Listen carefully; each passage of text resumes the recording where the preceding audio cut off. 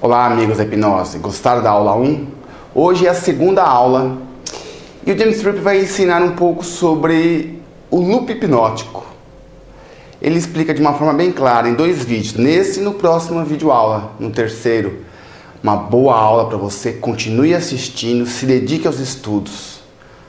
Até breve.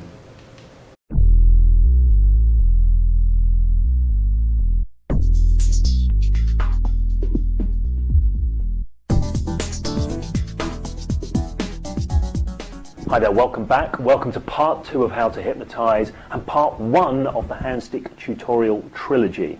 This is fantastic stuff we're about to cover. In a moment, I'm going to hand you over to me, circa a couple of years ago, to introduce this properly. I just want to say something before I do.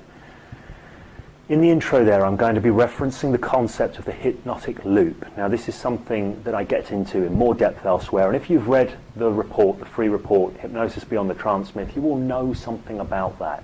So the hypnotic loop is essentially the fundamental mechanism behind hypnotic phenomena.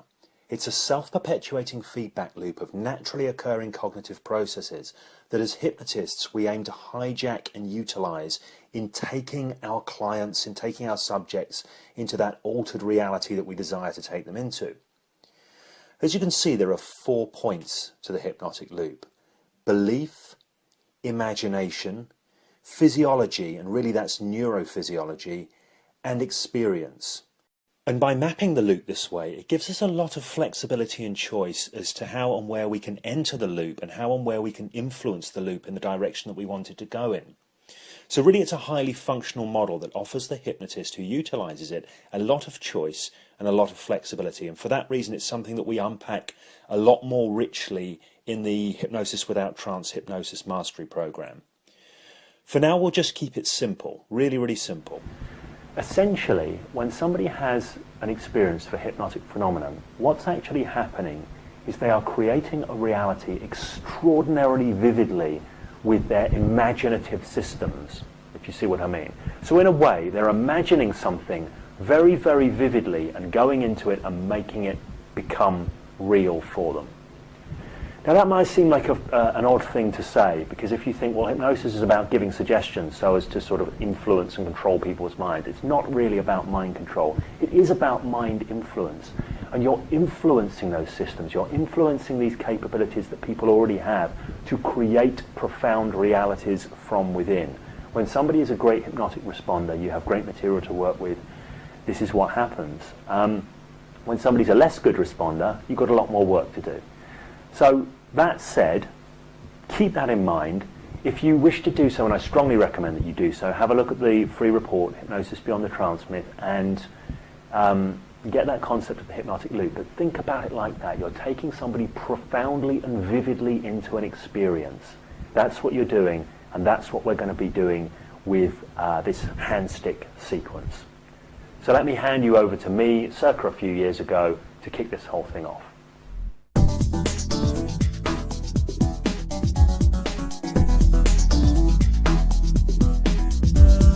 Okay, welcome to the handstick tutorial part 1.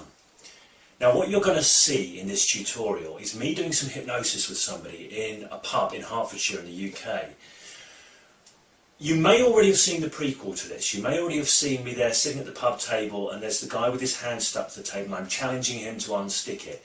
What you didn't see is how I set up with that guy what I call the hypnotic loop, how I drew him into a hypnotic loop and set that up so his reality would shift and he would have that experience. So you didn't see me building the loop and setting it up.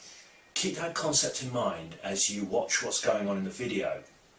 What you'll see is me using language to pace and lead the subject into a different reality. Now, I'm not going to break that language down on this video. I'm going to save that for part 2. With this video, I've put subtitles on so that you can see the language that I'm using, but I want to keep my commentary out of it, so as you can do your own thinking around it, pay attention to what's going on.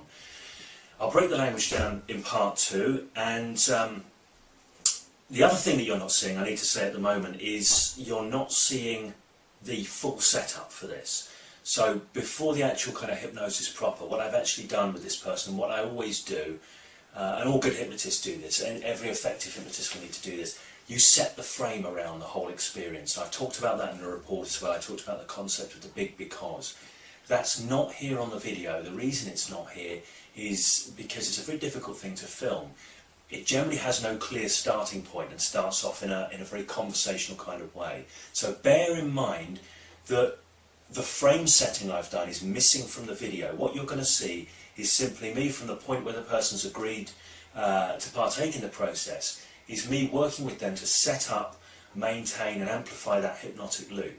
So watch it, enjoy it, think about what's going on and learn what you can from it, and I look forward to seeing you in part 2 where we start breaking down the segments of exactly what's going on. I'll ask you, do you feel that you're right now? Well, they'll be coming up, if you're focused. Are you right with that? I need to just place your right hand on the table, and you've got your left hand out the way down the leg of the sleep direction. What I'd like for you to do is just pick a point in your hand so you can look at it. You can allow your focus to come fully absorbed. And as you continue to look at that point, I'd like you to be aware that you can see your hand, and you can feel your hand on the table, and you can feel the table just push it up and the sounds around you. Continue to look at that point. And as you do that, as you feel that energy pushing into your hand, I'd like you to just imagine there's a powerful glue spreading between your hand and the top of the table. Very powerful glue. In fact, as that glue starts to spread into your hand starts to lock and stick. Continue to look. As you imagine that now, what's more stuck, your fingers or your palm? Your fingers are more stuck. Notice how your fingers can stick more and lock more fully all the way through. And as that happens, go ahead, try and lift one of those fingers, even two of those fingers. Find your palm sticks even more as you try and lift your fingers, your palm sticks even more. You try and lift those fingers. What's more stuck now, the fingers or the palm? Palm stuck as well. The palm stuck as well. Okay, here's the interesting thing. What I want you to do is try and lift that hand, find it just sticks more fully, locks more fully, it sticks and pushes to the table. The harder you try and lift it, the more it just sticks and locks. Really try. If you're a strong guy, you can really try and lift that. Really try and lift that, find it sticks more. What's that like as that sticks now? Yes, strange. Strange. Notice that strange. Are you in a trance or anything? Or are you, no, you're completely awake and they're stuck fully. The harder you try, well, how can you try? Just sticks more. That's the interesting thing. Now, in a moment,